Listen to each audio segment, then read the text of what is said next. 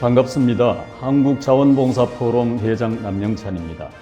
중국 민간교류협력 촉진회와 일본 공익법인협회, 한국의 자원봉사포럼이 함께하는 제12회 동아시아 시민사회 자원봉사 국제포럼을 개최하게 되어 매우 뜻깊고 기쁘게 생각합니다. 중국의 왕샹이 실행위원장님과 일본의 야마오카 요시노리 실행위원장님, 아메미야 다카코 자코 이사장님을 비롯하여 칸고와 KVF의 임직원 여러분, 본 포럼을 치밀하게 준비하여 주신 한중일 전문가분들께 다시 한번 깊은 감사를 드립니다. 또한 아낌없이 후원을 해주신 행정안전부 전해철 장관님과 SK그룹 관계자분들께도 특별한 감사의 말씀을 전합니다. 이번 포럼의 주제는 한중일 시민사회의 소셜워크 참여 정책과 실행 전략입니다. 한중일 3국에서의 시민사회의 소셜워크 참여에 관한 제도적 체계와 촉진 방안이 집중적으로 논의될 전망입니다. 아울러 실사례에 관한 다양한 경험들이 공유될 것입니다.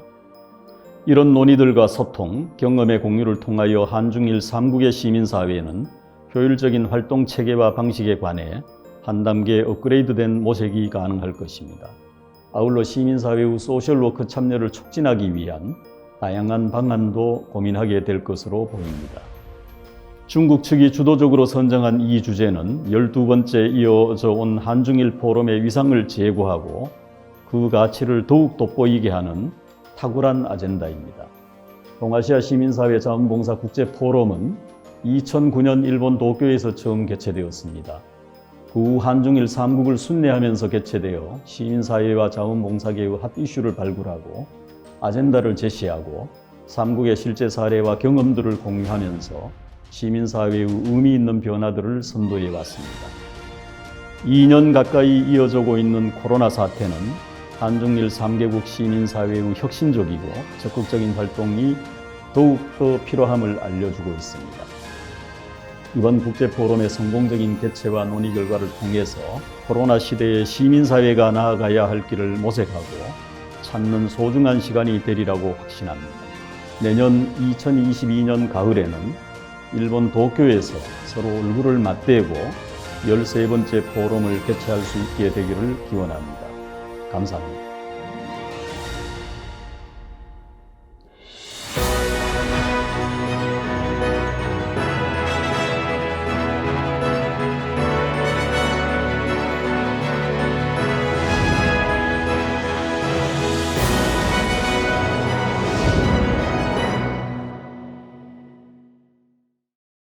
안녕하십니까. 12회 동아시아 시민사회 자원봉사 국제포럼에 오신 것을 환영하고 또 여러분과 함께 ESG는 CSC로 변화 발전해야 한다는 주제로 여러분과 의견을 나눌 기회를 갖게 된 조동성입니다. 여기서 CSC라는 표현은 사실 이번 포럼을 위해서 제가 처음으로 만든 건데요. Civil Society's Choice, CSC, 시민사회 선택이라는 표현입니다. 자, 현재 우리가 지금 널리 받아들이고 있는 ESG는 앞으로 한 3년에서 5년 후에 CSC로 바뀔 것으로 봅니다. 왜 바뀌고 어떻게 바뀔 것인가에 대한 얘기를 여러분과 함께 나눠보겠습니다. 저는 서울대학에서 36년간 경영대학 교수로 있다가 2014년부터 16년까지는 중국 북경에 있는 장강상학원에서 교수로 활동했고 2016년부터 2020년까지는 인천국립대학교의 총장 역할을 한 다음에 작년부터는 산업정책연구원 이사장 그리고 올해는 경인방송의 회장직을 맡고 있는 조동성입니다. 반갑습니다. 자, 그럼 이제부터 시작하겠습니다. 자, 이 화면을 보시면 그 X축과 Y축에 그 기업이 추구하는 목적을 설정해 놨습니다. X축은 기업의 고유 목적, 즉 돈도 벌고 또 사세도 확장하고 구성원들의 행복도 추구해주고 이런 기업의 구체적인 목적이 있죠. 그러나 또 기업은 사회의 구성원의 하나이기 때문에 그 기업이 속한 사회 그리고 환경이 좋은 방향으로 가도록 하는 노력도 동시에 해야 됩니다. 그래서 일반적으로 기업이 발전하는 과정에서 이 좌하에서 우상향으로 변화 발전하는 거죠. 다만 이 단계를 네 단계로 나눠서 가장 초기에는 자선, 다시 말해서 기업이 사업을 해서 어느 정도 매출액을 올리고 이익을 내면 그 중에 일부를 떼가지고 뭐 미국으로 치면 유나이티드 웨이, 한국으로 치면 사랑의 열매 이런데 기부를 하죠. 그게 1단계고요. 근데 2단계가 되면 그 기업이 좀 더 많은 이익도 내고 또 사회적 목적, 환경적 목적도 달성하는 과정에서 내부의 팀을 짜가지고 그 팀이 환경도 보존하고 사회봉사를 하면서 내부에서 구체적으로 그런 사회봉사, 그 다음에 환경 보존을 한다는 뜻이 되겠습니다. 이게 이제 1, 2단계고 3단계로 한 단계 더 발전하면 이제 BOP 전략이라는 표현을 쓰는데 BOP는 Bottom of the Pyramid, 피라미드의 기저. 그러니까 피라미드가 있으면 그 제일 밑에 사회적으로 경제적으로 좀 어려운 사람들을 위해서 기업이 이제는 그냥 낸 이익을 가지고 그 어떤 공을 한다는 뜻이 아니고 그 사회적으로 경제적으로 어렵지만 그들이 부담할 수 있는 최소한의 경제적 자원을 가지고 좀 더 그보다 훨씬 더 가성비가 높은 그런 제품이나 서비스를 즐김으로써 물질적 그 수준을 높여준다는 그런 뜻이 되겠습니다. 그게 BOP 단계고요.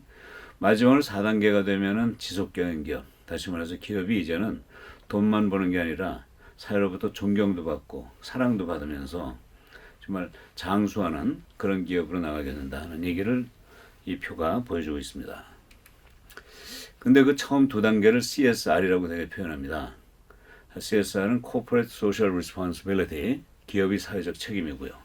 그래서 3, 4단계를 보통 CSV라고 표현합니다. 이거는 Creating Shared Value, 공유가치 창출이 되죠. CS가 앞에 같지만 영어 단어는 다릅니다. 왼쪽의 CS는 Corporate Social, 기업의 사회적 책임이고 오른쪽의 CS는 Creating Shared Value, 공유가치 창출. CSV는 마이클 포터라는 하버드 대학 교수가 만들었는데 조금 이따 얘기 드리기로 하고 이 3단계를 저는 포터의 프로젝트 CSV라고 그러고 4단계를 사실은 제가 주도적으로 개념을 만들어서 제가 조동성의 프로세스 CSV라는 표현을 쓰고 있습니다.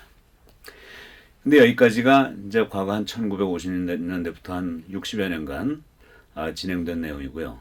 자, 2021년 올해부터는 좀 새로운 방향으로 나가고 있다는 것이 많은 사람들의 의견이고 또 오늘 이 포럼에서 다루는 주제이기도 합니다. 자, 그럼 미래는 어떻게 될 건가? 자, 이게 지금까지 지난 70년 동안 기업에서 나름대로 사회적 역할을 한 것이라고 보면 앞으로 미래를 가면서 또 새로운 모습이 나타나는 것 같아요. 그래서 이제는 그 기업뿐만 아니라 환경 그리고 세 번째 축으로 투자자, 다시 말해서 기업에 그 투자를 하는 그런 그 주주라든가 또는 기업의 나름대로 돈만 투자하는 게 아니라 자기의 노력이라든가 또 열정이라든가 여러 가지를 또 투자하는 것도 다 투자자라고 본다면 기업 사회, 기업을 둘러싼 사회, 시민 사회까지 포함하는 그런 개념이 되겠습니다. 이제는 그 기업을 둘러싼 그 사람들이 어떤 목적을 기업을 통해서 얻느냐 하는 게 세 번째 축이 될 것이고 여기에 이제 그 ESG라는 개념이 나옵니다. 그래서 저는 이걸 투자자의 선택이다 이렇게 표현을 쓰는데 다시 말해서 기업의 그런 주주를 비롯한 이해관계자들이 그 특히 이제 그 중에서도 이제 투자자 돈을 내는 사람들이 이런 그 기업이 꼭 기업 내부 목적이나 환경 사회 목적뿐만 아니라 투자자들을 위해서도 좀 더 큰 노력을 해라 하는 차원에서 ESG라는 단어가 요새 등장하고 있다는 말씀을 드리고요.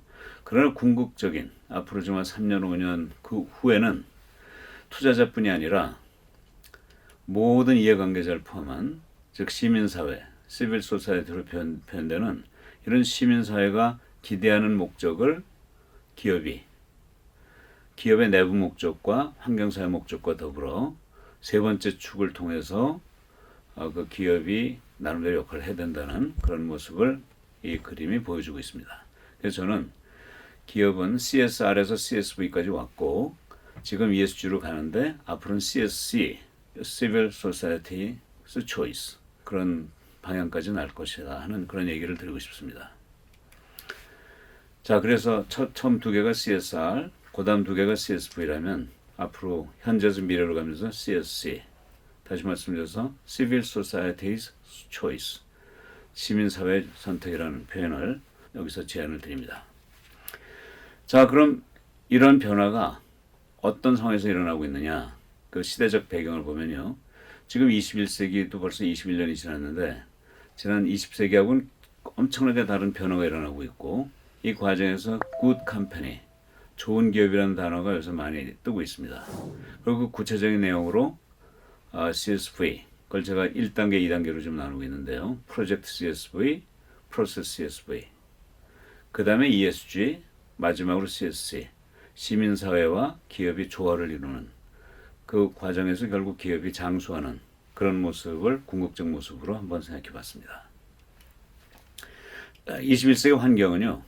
정말 20세기에는 잘 나가던 그런 기업들이 21세기 와서 사라지거나 아주 무너지는 사태가 나오고 있다 이겁니다. 2001년에 미국에서 매출액 기준으로 6등을 하던 엔론이라는 에너지 도매 회사가 하루아침에 그냥 형체도 없이 사라져 버렸죠. 2008년, 2009년에는 그 미국의 금융위기 속에서 리먼 브라더스, 메릴 린치와 같은 굴지의 금융회사들이 그냥 다 파산을 하고 말았습니다. 20세기에는 볼 수 없었던 현상이죠. 왜 그랬을까요? 저는 그 이유가 그 기업의 목적, 기업이 추구하는 방향이 크게 바뀌었다는 얘기를 드리고 싶습니다. 사실 20세기에는요, 저도 1973년부터 박사학위 하면서 무슨 연구를 했냐면요, 큰 기업을 연구했어요. 소위 그 당시에는 포춘이라는 잡지에 그 500대 기업이 어떤 경영을 하느냐, 그걸 바람직한 경영이라고 생각하면서 거기에서 얻어낸 지식을 다른 기업에게 적용하는 그런 경영 이론을 만들었습니다. 근데 Fortune 500 500대 기업이란 건 결국 매출액과 이익이 많은 기업이거든요. 그러니까 큰 기업이 좋은 것이다라는 그런 전제하에서 경영 이론을 만든 거죠. 그런데 그런 큰 기업, 매출액과 이익이 반드시 정말 바람직한 경영을 하면서 그렇게 된 게 아니고 수단 방법을 가리지 않고 그렇게 된 기업들이 많거든요. 근데 21세기 들어오면서 옥석이 가려지기 시작했다는 얘기입니다.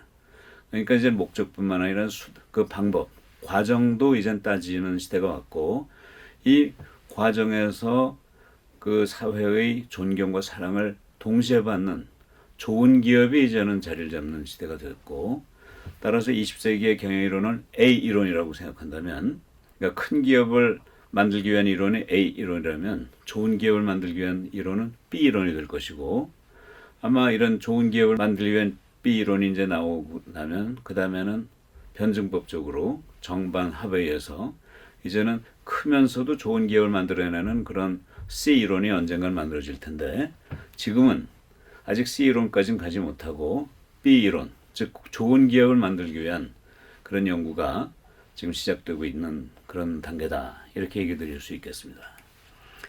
자, 그런 의미에서 이제 좋은 기업이라는 단어가 이제 화두가 되고 있는데 아까 이제 말씀드렸지만 좋은 기업이란 결국 사회에서 존경, 사랑을 받아야 되는데 어떤 기업은 존경받지만 사랑받지 못하는 기업이 있어요.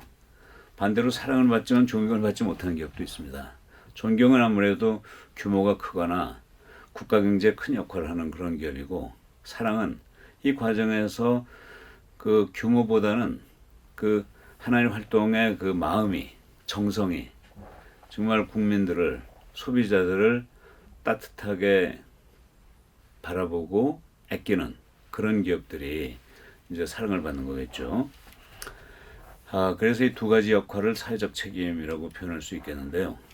그러니까 이 사회적 책임은 이윤 창출도 해야 되지만 그 난 이윤이 그냥 무슨 주주에게만 돌아가는 게 아니라 그것을 통해서 사회에 좀 더 나은, 더 큰 공헌을 하는 그런 목적을 동시에 추구해야 된다 이거죠. 따라서 사회적 책임은 전 이윤 창출만이 아니고 사회봉사를 동시에 하는 그런 역할이다 이렇게 얘기를 드리고 싶습니다. 자, 그래서 여기에서 이제 사람들이 이런 얘기에 대해서 아니 이윤 창출만 하면 되지 사회봉사는 결국 거기서 세금을 많이 내고 일자리 많이 창출하면 그 세금을 가지고 정부가 하고 또 돈 번 사람들이 하면 되는 거지 기업이 직접 하지 않아도 되는 거 아니냐, 이런 반론을 제기하는 분들이 있는데요. 다시 말해서 기업은 이윤만 창출하면 그것이 사회적 책임을 다하는 것이다. 이런 소위 밀턴 프리드만이라는 노벨 경제학상 수상자가 한 주장인데 이걸 믿는 사람들이 있어요. 근데 저는 사회 가치 사슬이라는 표현을 만들었는데 이게 뭐냐면요. 자, 인간이라는 표현을 우리가 자주 쓰는데 인간은 사실 두 종류의 인간이 있습니다. 하나는 우리와 같은 사람이에요. 그걸 자연인이라고 그러죠. 생명을 가진 사람입니다. 근데 사람이 아닌 인간이 있어요. 그건 뭐냐면 법인이라고 불리는 기업입니다. 기업도 인간이에요. 그러니까 법인, 법에 의해서 만들어진 인간이라는 표현을 쓰잖아요. 그러니까 인간은 자연인, 사람과 법인, 기업으로 구성되는데 이 사람과 기업 간에는 공통점이 있습니다. 그건 뭐냐면 인간으로서의 권리를 가지고 있어요. 우리 그 헌법에 의해서 뭐 거주 이전의 자유라든가 뭐 표현의 자유라든가 이런 게 있잖아요. 그런데 기업도 느끼지 못하신 분도 계시겠지만 법인도요, 헌법에 의해서 인간으로서의 권리가 있습니다. 이 사람이 가지고 있는 그런 거주 이전 표현 자유 법인도 가지고 있어요. 한국에서는 이 헌법재판소에서 여기에 대한 판결을 낸 적이 없는데 미국에서는 이미 법인도 사람과 마찬가지로 사람에 준하는 헌법상의 기본권을 가지고 있다는 판례가 나온 바가 있습니다. 그러나 차이점이 있어요. 차이점은 그 권리의 원천이 다르다는 거죠. 인간으로서 권리가 사람은 자연에서부터 나오는 거고 기업은 법에서 나온다는 얘기입니다. 자, 이 차이가 결국은 자연에는 자연인이 권리는 가지고 있지만 그 권리는 하늘에서 나온 거예요. 그걸 자연이라고 표현할 수도 있고 하늘이라고 볼 수 있죠. 그래서 우리 민주주의 사회의 사람의 권리를 천부인권, 하늘이 부여한 권리라고 얘기하잖아요. 근데 사람이 이렇게 살다 보면 자연이 워낙 험악하고 힘드니까 사회라는 보호막을 형성해가지고 여기서 좀 편안하게 안전하게 살려고 합니다. 근데 사회란 좁은 지역에서 사람이 모여 살다 보니까 지나가다 보면 어깨도 부딪히고 뭔가 상대방에게 좀 피해를 줄 수가 있어요. 그래서 그런 함께 살기 위해서 사회 안에서는 나름대로 규약을 만듭니다. 그 규약이 바로 법이죠. 이 법에는 헌법을 시작으로 해서 민법, 형법 여러 가지가 있지만 거기 상법이라는 게 있어요. 상행위에 관련된 법이죠. 그 상법 안에는 기업법이 있고요. 사실 기업이라는 건 바로 이 상법에 의거해서 만들어진 겁니다. 그러니까 상법에 의해서 법인이 나왔으니까 법인이라고 표현하죠. 자, 여기에서 인간이 그 가진 권리를 하늘에 대해서 책임을 져야죠. 그러니까 우리는 하늘이 권리를 줬으니까 자연과 환경에 대한 책임이 있는 거예요. 그런데 사회에 대한 책임이 있을까요? 없을까요? 사람이 사회에 대한 책임이 있다면 그 사회에 대해서 역할을 하지 못하는 사람은 어떻게 돼야 되나요? 도태돼야 되잖아요. 그럼 사람이 예컨대 좀 적절한지는 모르겠습니다만 어떤 장애가 있어가지고 사회에서 좀 역할을 못한다. 그럼 그 사람은 어떻게 해야 됩니까? 우리가 그런 사람을 사회에서 격려하면 안 되죠. 왜냐하면 그 사람은 비록 여러 가지 어려운 점이 있어서 사회에 긍정적인 역할을 못할지 모르지만 천부인권, 하늘로부터 권한을 받았기 때문에 그 권한을 내가 그 사람이 사회에 공헌하지 못한다고 해서 그 천부인권을 부정할 수는 없는 거예요. 그러니까 사람의 사회적 책임이라는 건 없어요. 사회가 사람에 대해서 책임을 가지고 있는 거죠. 반면에 기업을 한번 생각해 봅시다. 기업은 사회적 책임이 있을까요, 없을까요? 만일 기업이 사회적 책임이 없다면 그 기업이 가지게 된 인권은 어디서 나오는 거죠? 결국 사회가 법을 통해서 권한을 줬는데 그 권한에 대한 책임을 지지 않는다. 그럼 권한과 책임이 일치하지 않는 거고 사회적 책임을 지키지 않는 기업은 그 졸두속할 자격이 없는 거죠. 그래서 우리는 기업의 사회적 책임이라는 얘기를 하는 거예요. 인간이 하늘에 대해서 책임을 가지고 있는 것처럼 기업은 사회에 대해서 책임을 지고 사회가 잘 되도록 긍정적 역할을 해야 됩니다. 사람하고는 다르죠. 아마 로봇에 대해서 많은 얘기가 있었고 앞으로도 있을 텐데 로봇가 사회적 역할을 하지 않는 그런 상황. 좀 갑자기 로봇에게 지각이 생겨가지고 우리는 사람으로부터 독립하겠다. 사회로부터 독립하겠다. 우리를 그냥 놔둬라. 그러지 않으면 사회에게 공격을 하겠다. 그런 로봇가 나타날 때 그 로봇을 어떻게 해야 됩니까? 그런 로봇은 우리에게 필요하지 않으니까 애초에 만들면 안 됐었고 만들었으면 없애버리는 게 맞죠. 저는 기업하고 로봇하고 똑같다고 생각합니다. 자, 그런 의미에서 사회적 책임이 궁극적 목적이 된다는 말씀이고 그 좋은 기업이라는 건 결국 기업 목적과 함께 환경사회를 위한 공익 목적을 동시에 추구해야 된다는 말씀을 드리는 거죠. 그래서 아까 말씀드린 대로 이런 CSR, CSV 그리고 이제 이해관계자들을 위해서 궁극적으로 시민사회를 위해서 이 기업이 역할을 해야 된다. 그래서 그 기업이 무엇을 해야 할 건가에 대한 궁극적 선택은 시빌 소사이어티, CS가 선택, 초이스를 해야 된다. 그래서 C라는 표현을 ESG와 CSE를 합쳐서 하나의 카테고리로 만들어 봤습니다. 자, 그럼 구체적으로 그 CSV 1과 2가 있는데요. 1은 마이클 포터가 제시한 건데 이거 좀 설명드리고 그 다음에 CSV2로 넘어가겠습니다. 사실 유일한 선생이야말로 CSV를 가장 멀리, 가장 처음에 기업 차원에서 추구하신 분입니다. 그분은 좋은 상품을 만들어서 주주익을 극대화하자 그런 게 아니고 국가와 동포에게 도움을 주자라는 창립 이념을 가지고 시작하셨거든요. 이게 바로 기업에서 얻은 이익은 그 기업을 키워준 사회 환원해야 된다. 이게 바로 CSV의 아주 정확한 표현이고 대한민국은 유일한 선생이라는 CSV의 가장 선도적인 그런 분을 가진 정말 멋진 나라입니다. 안티프라멘이 아주 대표적인 케이스고요. 자, 그래서 이런 그 CSV, 공유가치 창조. 다시 말해서 가치 창조하는데 그 가치를 공유하자 이거죠. 기업과 사회가 공유한다. 두 군데서 함께 가진다. 이게 이제 공유가치 창조인데요.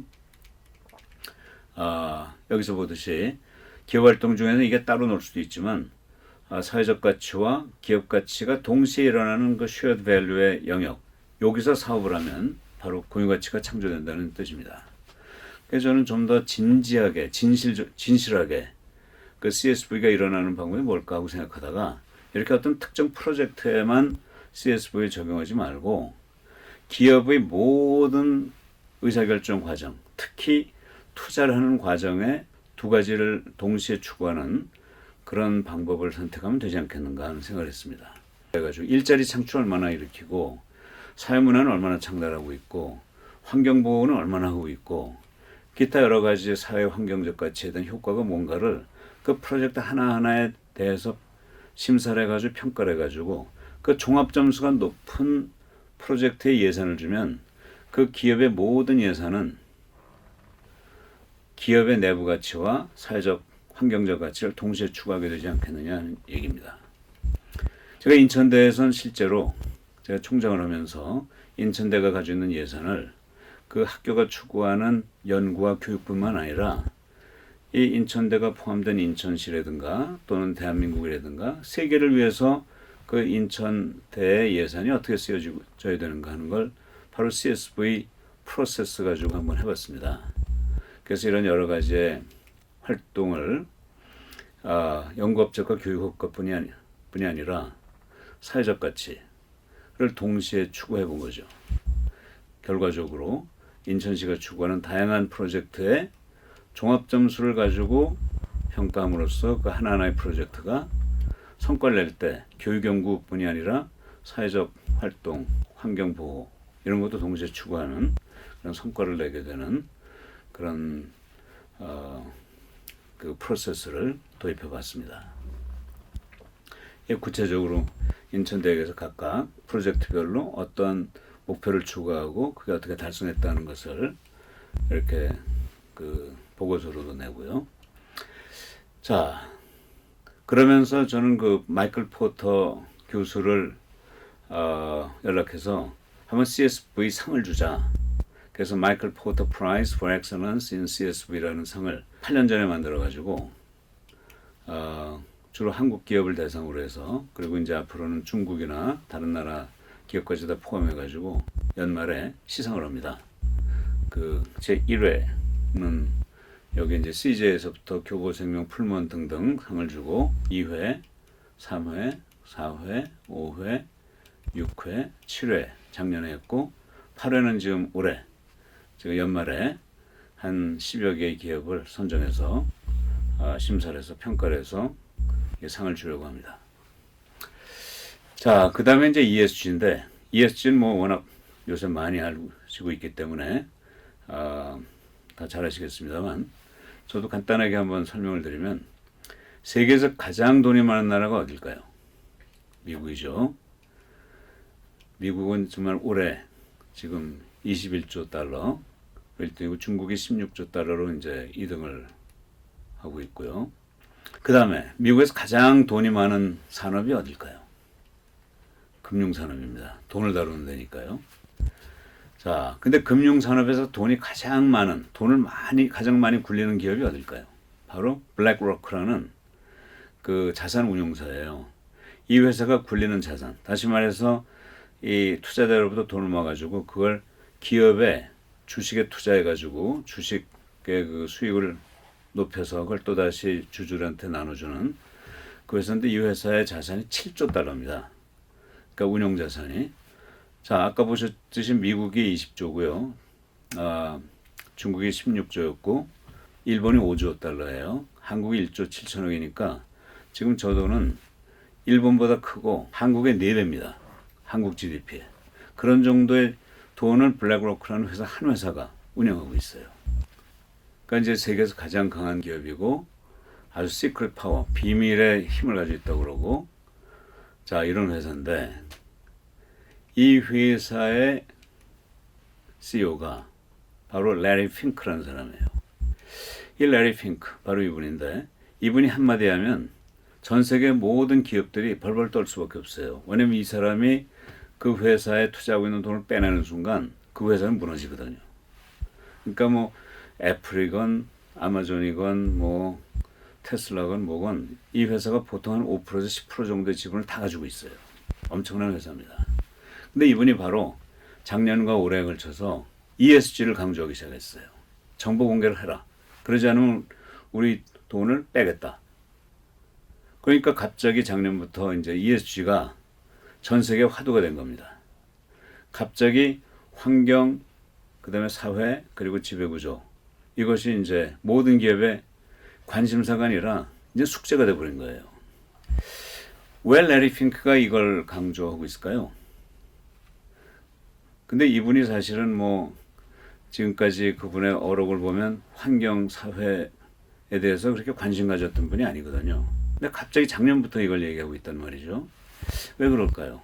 자, 전 여기에 약간의 그 투자자들의 진정성에 신뢰를 하기 어려운 부분이 있다 이겁니다. 왜냐하면 투자자들은 정말 뼛속까지 수익성, 돈을 버는 DNA를 가지고 있거든요.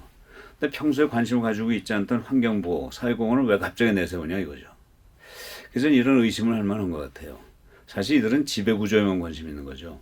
회사 내부에서 최고 경영자가 돈을 어떻게 쓰느냐, 어디에다 투자하느냐, 또 그들의 이익은 얼마나, 저 개인적인 그 보수는 어떻게 가져가느냐, 또 그 주주에 대해서는 얼마나 신경 쓰느냐, 이게 이제 지배구조인데 여기에 사실 관심 있고 환경보호나 사회공헌은 그렇게 관심 있는 분들이 아니었거든요.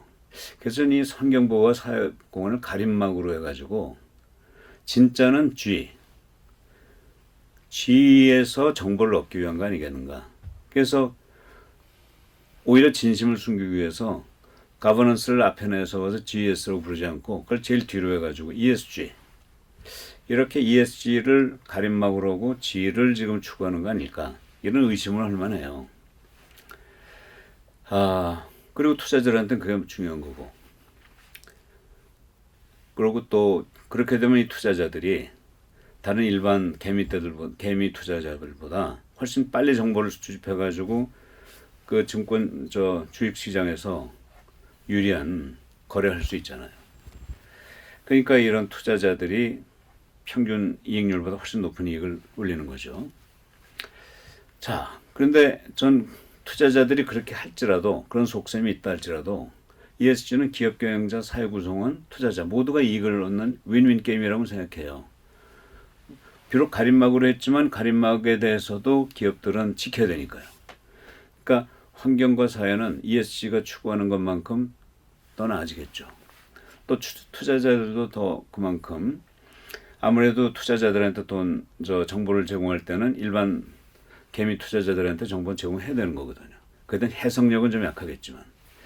그래서 저는 이 과정에서 기업이 한 10% 정도 이익을 얻고 환경과 사회가 한 20% 이익 얻고 투자자들은 한 70% 정도 이익을 얻는 그런 게임이 아닐까 이렇게 생각해 봅니다. 자, 그래서 ESG는 앞으로 한 4, 5년 동안 기업 사회에 큰 영향을 주는 회오리바람이라고 보고, 그 다음에 뭐가 올 건가? 전 여기에서 제가 감히 예측한다면 보다 환경에 대한, 지금 뭐 전 세계적으로 이 환경 변화가 아주 심각하게 지금 다가오고 있잖아요.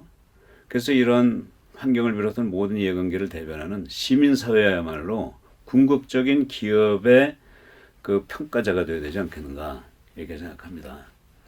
그래서 마지막으로 CSV를 말씀드리면, 사실 기업은 경영 가치도 추구해야 되고 경영 방법도 잘해야 되는데, 경영 방법의 효율성을 통해서 이익을 내는 게 사기업이에요. 또 경영 가치는 기업 가치, 사회 가치를 동시에 균형 있게 해서 사회적 기업이 되는 거예요.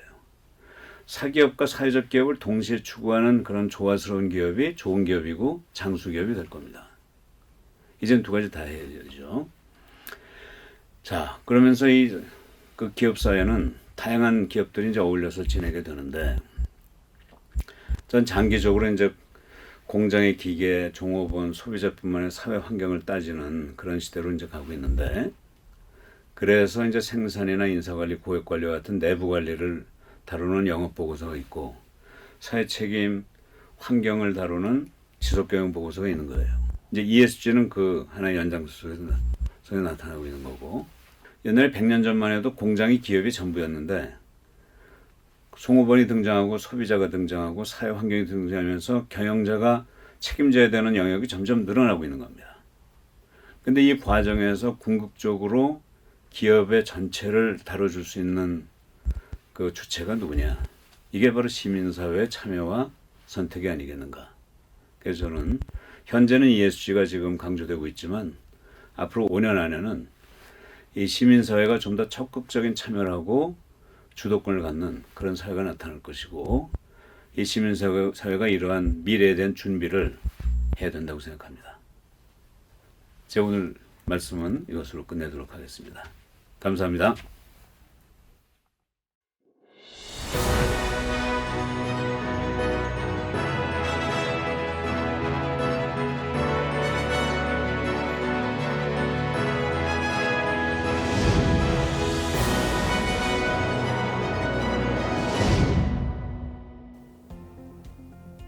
안녕하세요. SK그룹에서 사회공헌 업무를 담당하고 있는 윤철입니다. 오늘은 올해 초 SK그룹에서 진행한 사회공헌 활동인 한 끼 나눔 온택트 프로젝트에 대해 말씀드리겠습니다. 먼저 SK그룹의 사회공헌 활동을 간단히 소개해 드리겠습니다. SK그룹의 사회공헌 활동은 이해관계자의 행복 추구라는 경영 철학을 근간으로 하고 있습니다. SK그룹은 사회에서 필요로 하는 환경보호, 고용창출, 삶의 질 제고, 지역사회 기여 등 다양한 역할을 수행하여 사회와 더불어 성장하고자 합니다. SK 사회공헌 활동은 크게 4가지 축으로 구분됩니다. 그중 첫 번째는 1970년대부터 지금까지 이어오고 있는 인재양성 사업입니다. 한국고등교육재단 설립과 운영 지원, 그리고 국내 최장수 프로그램인 장학퀴즈 후원 등 우리 사회가 필요로 하는 인재를 양성하기 위한 다양한 사업을 진행하고 있습니다. 두 번째로 지역사회 지원입니다. 기부, 국내외 자원봉사, 협력사 동반성장과 같은 프로그램을 그룹 차원에서 또 개별 관계사 차원에서도 진행하고 있습니다. 세 번째는 재난구호인데요. 국내외 재난 발생 시 구호기금, 구호물자, 자원봉사 등을 통해서 재해 재난민이 어려움을 이겨내고 일상으로 복귀할 수 있도록 지원하고 있습니다. 그리고 마지막 네 번째, 사회적 기업 생태계 지원입니다. SK는 전통적인 사회공헌 활동에 비해서 사회 문제를 보다 효율적으로 해결할 수 있는 방법으로 사회적 기업에 주목하고 사회적 기업이 지속 가능하게 성장할 수 있는 생태계 조성을 지원하고 있습니다. SK는 이렇게 전통적인 사회공헌 활동부터 SK만의 차별화된 방식으로 지속 가능한 사회를 만드는 데 기여하고 있습니다.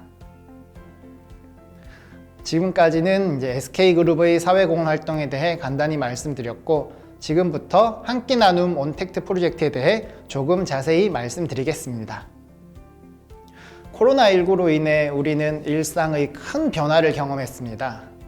급격한 변화로 인해 우리가 겪는 일상 속 불편도 늘었지만 생계의 위협 등 큰 어려움을 겪는 사람들도 많아졌습니다. 코로나19는 취약계층에 더 가혹했습니다. 지난 겨울 코로나19의 재확산으로 인해 전국적으로 사회적 거리두기가 강화되었습니다. 하루가 멀다 하고 들려오는 뉴스 중 하나가 바로 문을 닫은 무료 급식소 이야기였습니다. SK에서는 이런 상황을 고려해서 취약계층에게 가장 필요한 것은 따뜻한 식사가 아닐까 하는 생각을 했습니다. 그리고 코로나에 가장 취약한 노인 계층의 결식 문제부터 해결하자는 결론을 내렸습니다. 지난해 12월 결식이 우려되는 취약계층 노인분들의 한 끼 식사 지원을 위한 프로젝트 기획을 시작했습니다. 당시 중요하게 고려했던 것 중 하나가 같은 예산으로 더 많은 사람들이 혜택을 볼 수 있도록 하는 것이었습니다. 이렇게 나온 프로젝트가 바로 한 끼 나눔 온택트 프로젝트입니다. SK에서는 결식 위기의 취약계층도 지원하고 매출 급감으로 생존 위기에 내몰린 소상공인을 동시에 지원하는 새로운 형태의 상생 프로세스를 기획했습니다. 방식은 간단합니다.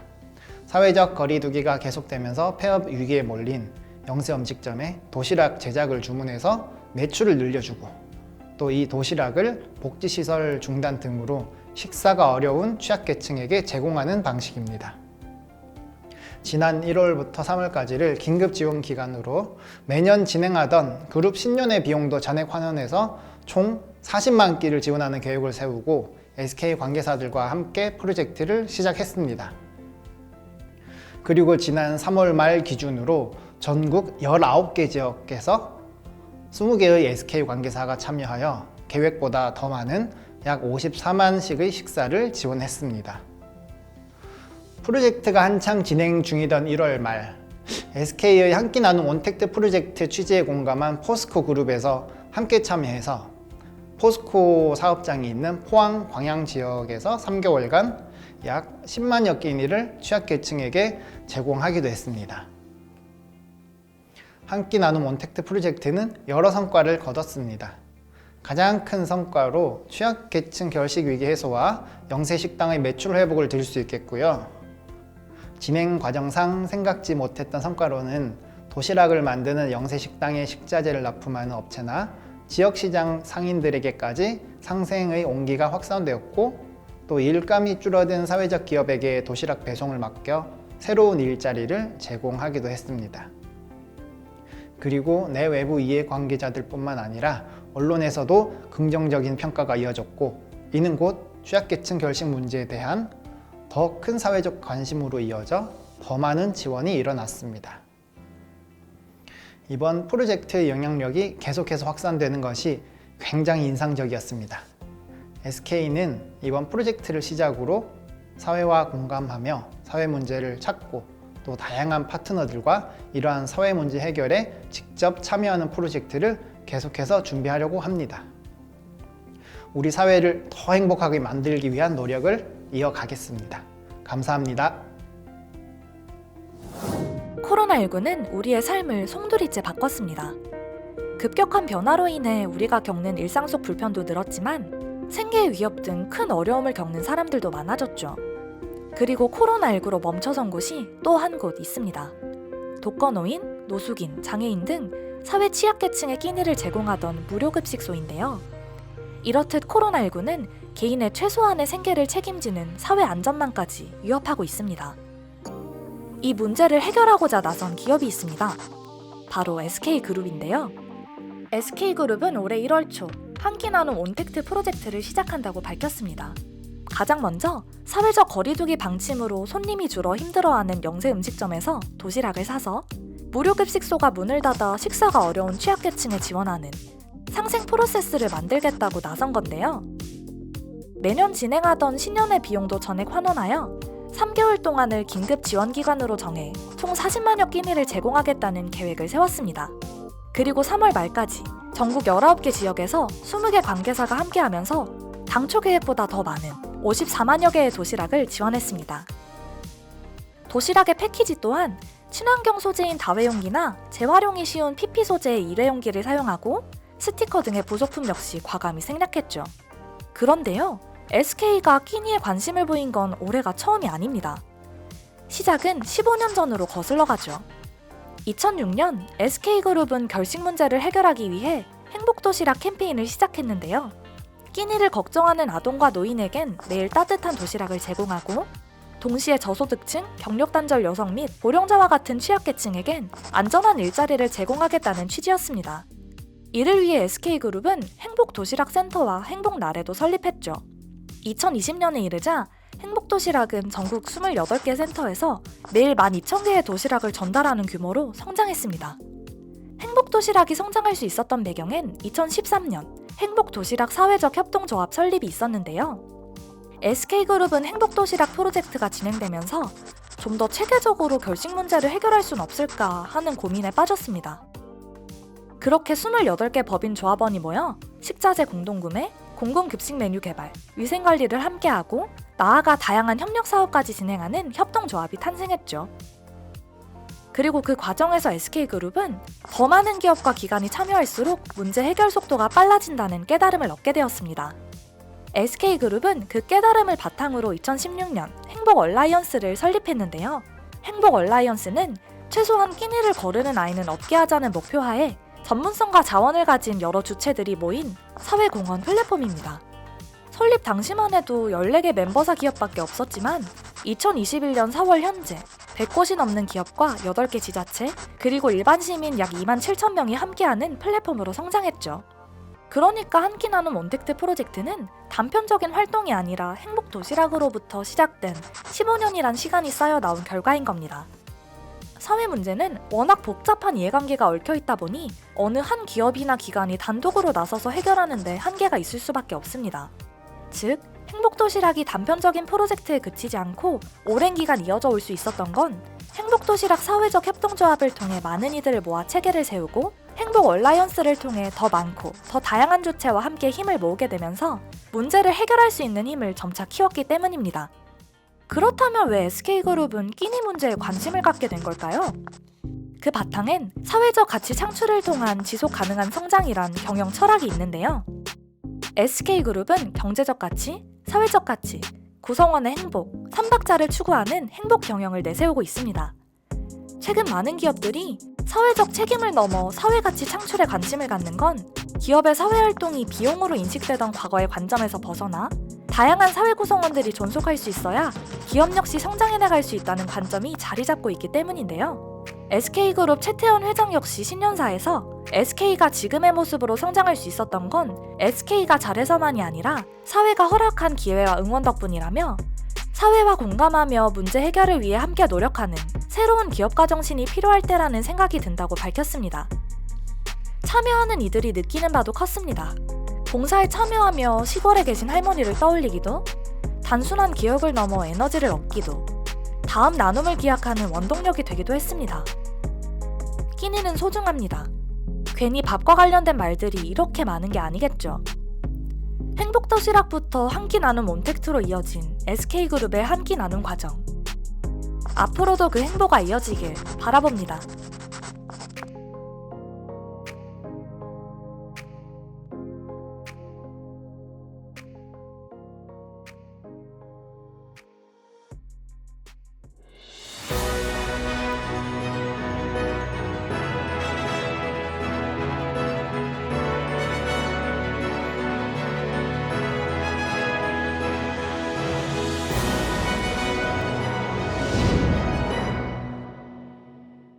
오늘 제가 소개할 분은 캐나다에서 2001년부터 비영리 단체를 돕고 있는 소프트웨어 기업인 베러 임팩트 창업자이며 CEO인 토니 구드로이입니다. 포럼을 위해 주제를 찾던 중 아이의 위 웨비나를 보게 되었고 주요 발표자인 토니에게 포럼 영상을 소개해도 된다는 허락을 받았습니다. 아이의 비 웨비나에서 토니 구드로와 함께한 전문가들과 백경미 이사에게 감사의 말씀을 드립니다.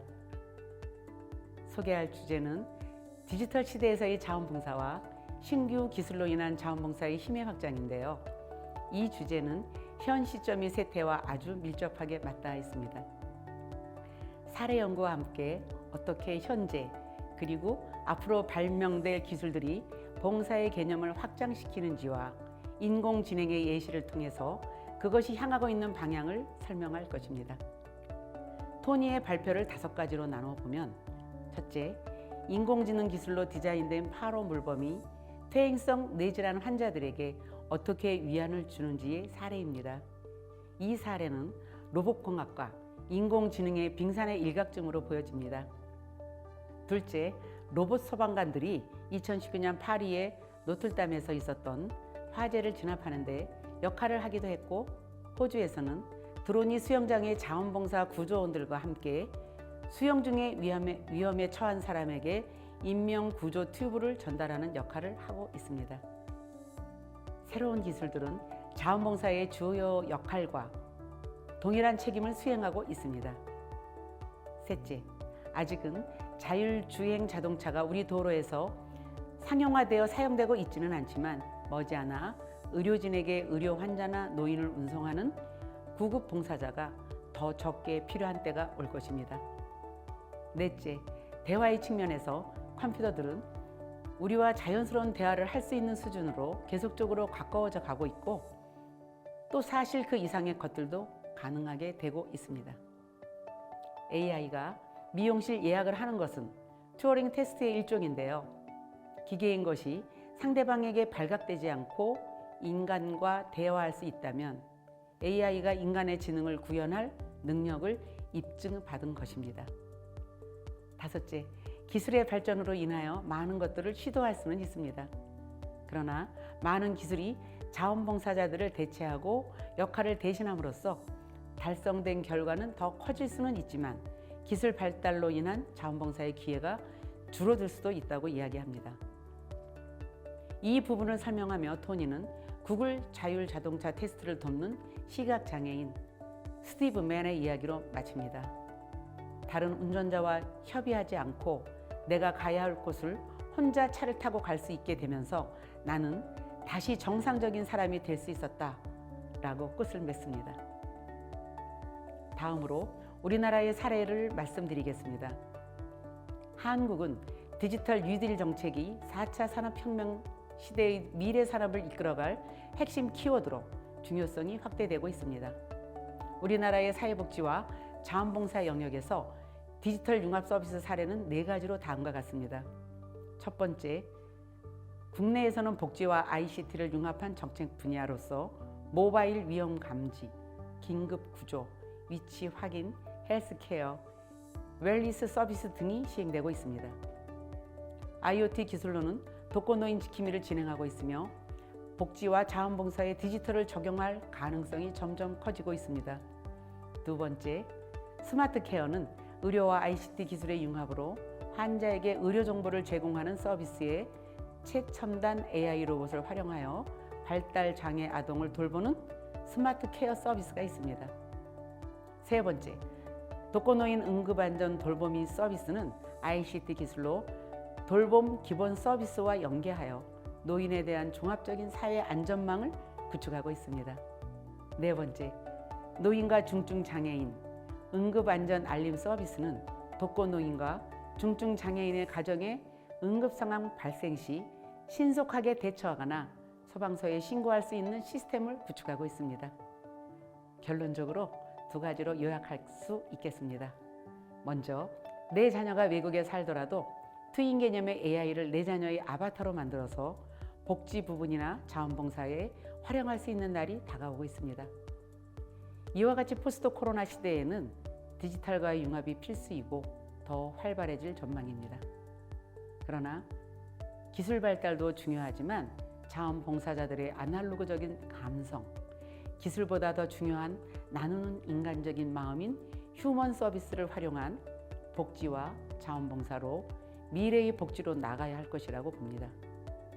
끝으로 디지털 산업을 리딩하고 있는 한국, 일본, 중국 등은 디지털 선도국으로서 디지털을 융합한 글로벌 자원봉사에 앞으로 협력하여 세계 자원봉사와 사회복지에 기여할 모델을 만들어 가리라 기대하고 소망합니다. 그럼 토니 구드로이 영상을 함께 시청하시겠습니다.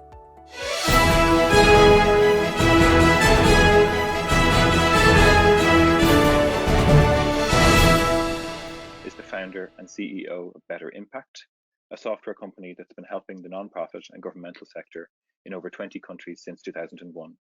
He's spoken at volunteer sector conferences on 5 continents, including IAVE conferences in Europe, Asia, and Latin America, focusing on topics such as technology trends in the volunteering sector and new perspectives in data collection.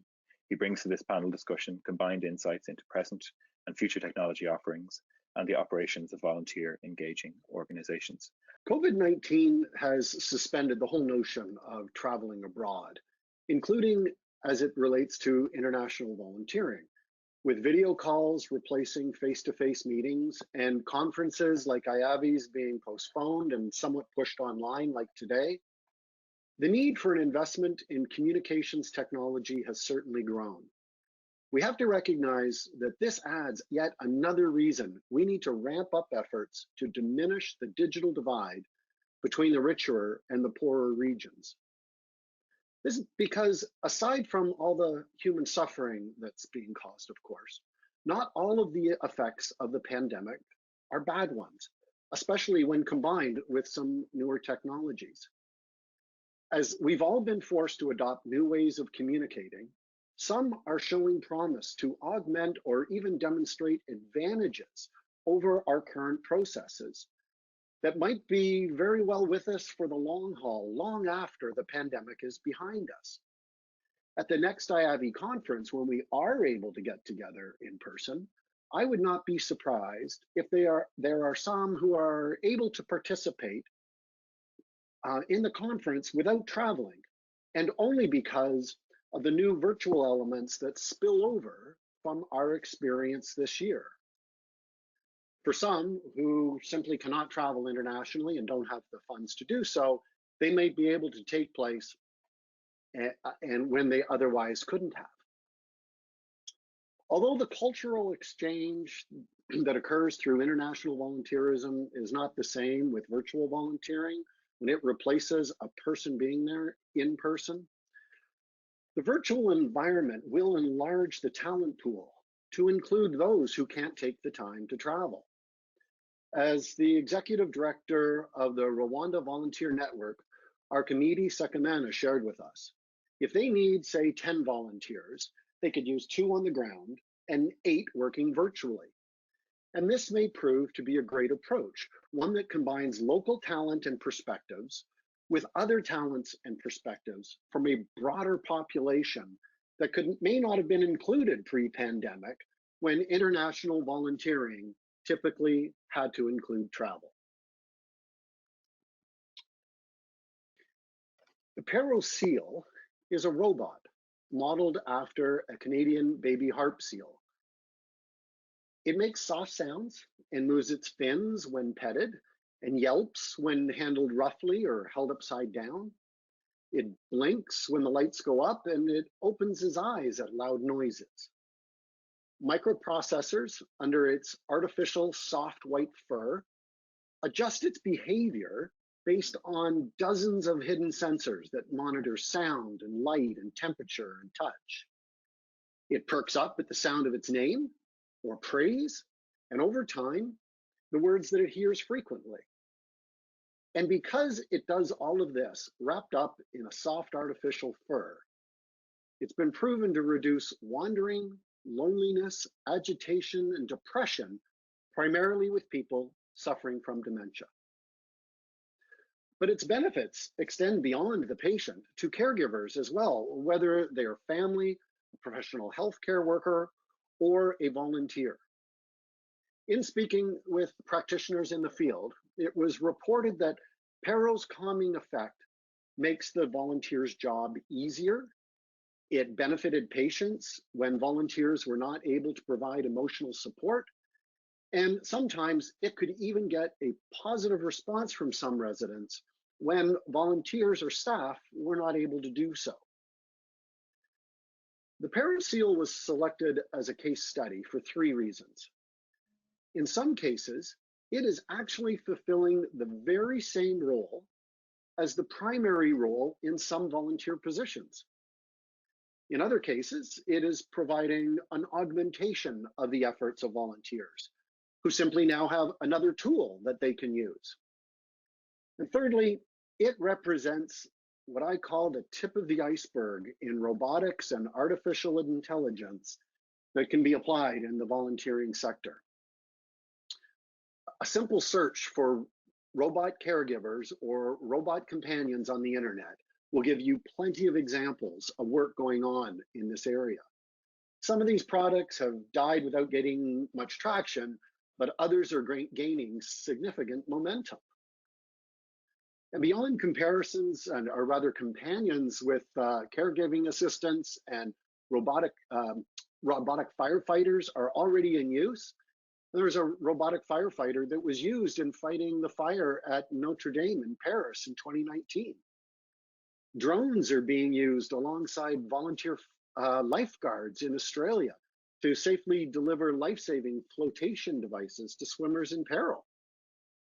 And while self-driving cars are not ready for mass use on our roads yet, it seems likely to only be a matter of time when there will be less need for volunteers to drive medical patients or the elderly to their doctor's appointments. When I reviewed the Pero Seal case story, I mentioned that it represented a tip of the iceberg. Well, imagine what a future version of Pero might be if it were able to look like a human and converse like a human. What if it could detect small but important changes in mental or physical states while conversing? After the webinar, I encourage you to search robots that look like humans. If you haven't done so lately, you'll be surprised. On the conversational side of things, computers keep getting closer and closer to being able to carry on a conversation with us, and indeed, much more.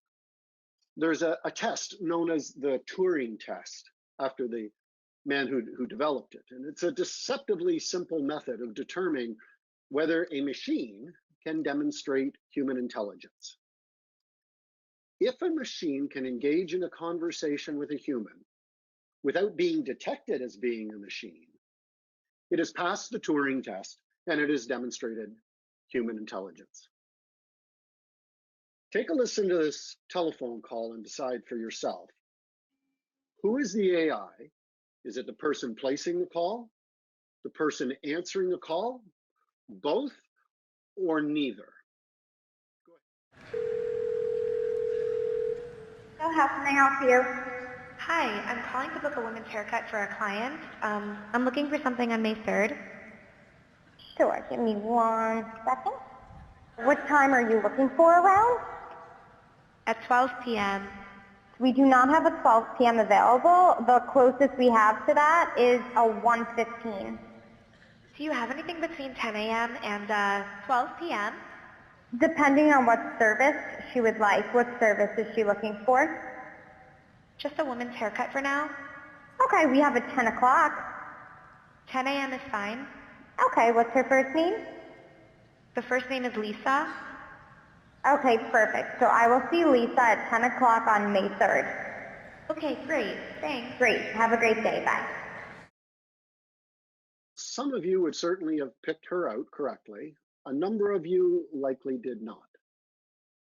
And it is in the inability for the group to all answer correctly that this example demonstrates the Turing test at work and just how close we are getting. You can hear this phone call again after this presentation or whenever you like by searching by anything such as Google makes a hair appointment. It'll come up. If you do, I encourage you to not only listen to the first call, but also the second one they demonstrate, where the AI calls a restaurant to make a dinner reservation. The person at the restaurant mistakenly interprets the number of people in the requested reservation for the time being requested. But the AI responds appropriately and the conversation stays on track. So as we get to the point where we can deploy a new technology in our volunteer engaging organizations, we need to persistently ask the question, should we? Robocallers placing phone calls looking for support might damage an organized reputation to a greater degree than the money the campaign raises. Self-driving cars, rather than volunteers taking patients to their doctor's appointment, might be criticized for missing the opportunity for a friendly visit from the volunteer. I believe that we should only adopt a new technology where it adds a greater value, however that's measured, but greater than by any other means. I also believe that we should only engage volunteer where the added value created is greater than by any other means. We need to look carefully at this. How can we deploy current and future technologies or not deploy them to better our world? In some cases, the results of volunteer efforts will become greater by teaming up with new technologies. In other cases, the results achieved will become greater by having technology replace the volunteer and fill the role once filled by a volunteer. And hopefully, in more and more cases over time, technology will simply make the need for what a volunteer once did no longer needed. This last point is summed up well by a story of Steve Mann, who is legally blind and has been helping Google test its self-driving cars, actually getting to use the car to get around without anyone else in the car with him. In his words, and I quote, "Going where I need to go in a vehicle without having to make arrangements with other drivers, it just let me be a whole person again."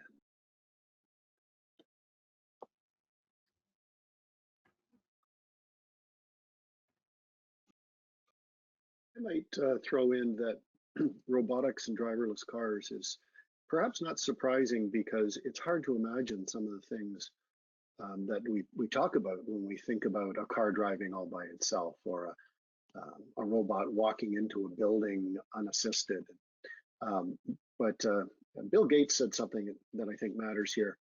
We overestimate the changes that technology will bring in the next 2 years by a long shot. And we underestimate what technology will change and bring to us in the next 10 years by a long shot. That's not a word for word quote, but it's the gist of it. And I think that I think it's just our exposure to these things leaves this as such a low percentage. But let's ask this question again, perhaps at the IIB conference in the fall of 2021. And with a few more driverless cars on the road, let's see if that percentage changes. Yeah, and it's what I've seen is a growth in the number of online training and learning platforms. Some are even built into volunteer management software, but it's one of those things that I think will benefit the whole sector long after the pandemic, is that out of necessity, we've come to need to train our volunteers online. It's become more structured in that process. And I think in that structure, now that the content is being created, that it will be reused and repurposed long after the pandemic, and our volunteers will be more prepared to do the roles that we choose for them. 잘 시청하셨습니까? 포스트 코로나 시대에서는 AI 등 디지털 융합이 필수적이며 이는 자원봉사의 역할이 축소되는 것을 보완하게 해줄 것입니다. 디지털 융합이 가족과 봉사자에게 위안이 되고 노인과 소외계층의 디지털 격차를 줄이기 위해 지속적인 교육과 투자의 확대가 필요할 것입니다. 이번 포럼에서 토니 구드로와 직접 토론하지 못하고 영상으로 소개하게 되어서 아쉽습니다. 다음 포럼에서는 토니와 전문가들과 함께 만나서 글로벌적인 선한 영향력을 함께 느끼게 되기를 기대합니다.